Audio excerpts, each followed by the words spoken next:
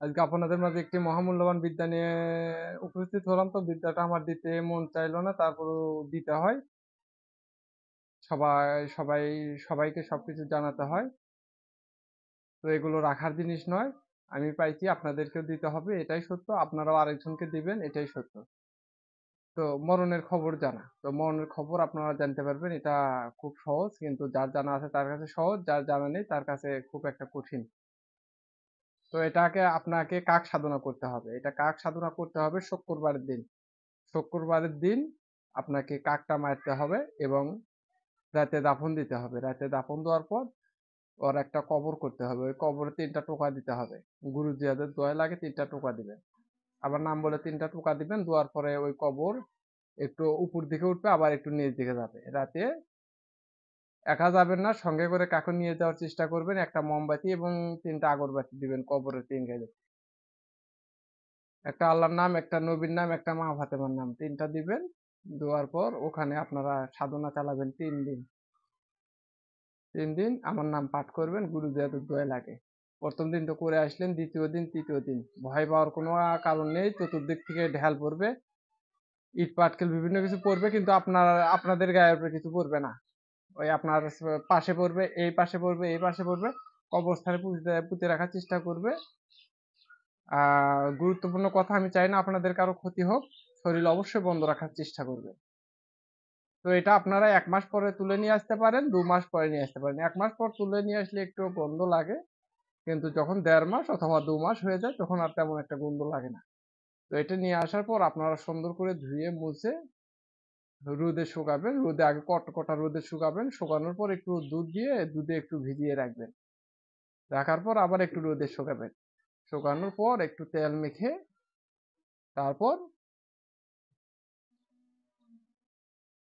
তেল মেখে একটু আগরবাতি লাগিয়ে দিবেন। দেওয়ার পরে ওটা হয়ে যাবে।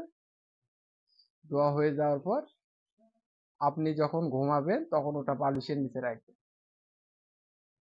ওটা বালিশের নিচে রাখবেন অথবা বালিশের ভিতরে রাখতে পারেন, কিন্তু ওটা যেন আপনার শরীরের সাথে লেগে থাকে না। তো এটা যখন আপনি বালিশের নিচে রাখবেন তখন আল্লাহর রহমতে ওটা আপনার সমস্ত জিন ভূত থেকে সমস্ত কিছু বালা মুসিবত, জাদু টুনা বান কুফুরি কালাম যত যা আছে, যত বালা মুসিবত আছে, যত রোগ ব্যাধ আছে, সমস্ত কিছু থেকে আপনাকে রক্ষা করবে। আর আরেকটা কথা আপনাদেরকে আমি বলে দেই, হাড় থাকবে ২টা। একটা হাড় আপনি বোতলের ভিতরে রেখে দিবেন, আরেকটা আপনি ব্যবহার করবেন। আপনাদেরকে সমস্ত কিছু আমি বলে দিলাম। আর ছোট বাচ্চা হতে সাবধান। ছোট বাচ্চা এবং বাড়ির যে লোকজন আছে এদের কাছে থেকে সাবধান। এরা যেকোনো সময় মারা যেতে পারে। তো আপনি যে ঘরে সাধনা করেন, যে ঘরে একটা নির্দিষ্ট ঘর থাকে, আমার যেমন আছে তো আপনাদেরও হয়তোবা আছে। তো যাদের আছে তারা এগুলো করবেন। যাদের নিজস্ব ঘর নেই তারা এগুলো করতে যাবেন না। অন্যথায় বাড়ির লোকজনের ক্ষতি হবে। ছোট বাচ্চারা ভুল করলে মারা যাবে ১ দিন ২ দিন অথবা রাতেও মারা যেতে পারে। এগুলো খুব সাংঘাতিক বিদ্যা। তো আপনি যদি মারা যাওয়ার কোনো সম্ভাবনা থাকে তো আপনি বুঝতে পারবেন। ওরা আপনার স্বপনে সবকিছু বলে দিবে। এবং আপনি যদি বলেন যে অমুক লোক, বিষয় বৃত্তান্ত সমস্ত কিছু আপনাকে রাতের বেলা ওরা বলে দিবে। তো আমি অত কিছু বললাম না যে অত কিছু বলতে নেই। আপনারা শুধু জেনে থাকলেন কিন্তু কাজ করলেন না। তো এটা একটা, তো আপনারা আগে সাধনা করুন, সবকিছু করুন। তারপরে আরো অন্যান্য যে রহস্যগুলো আছে এই রহস্যগুলো আপনাদেরকে আমি বলে দিব। ও কাক কিন্তু একটা কালো জিনিস। কাক একটা কালো জিনিস। কাক কিন্তু একটা ছোট প্রাণী। কিন্তু এর শক্তি বলার বাইরে। আপনাদের চিন্তা ভাবনার বাইরে। তো আপনারা যা করবেন ভেবে চিন্তে করবেন, সাবধানে করবেন। আমার ফোন সবসময় খোলা থাকে। যে কোনো সমস্যায় আপদে বিপদে আমার সাথে আপনারা যোগাযোগ করবেন। আমি এখান থেকে সমস্ত কিছু ঠিক করে দেওয়ার চেষ্টা করব আল্লাহর রহমতে, যদি আল্লাহ সহায় হয়, মালিক যদি চাহে। তো সবাই ভালো থাকবেন, সুস্থ থাকবেন।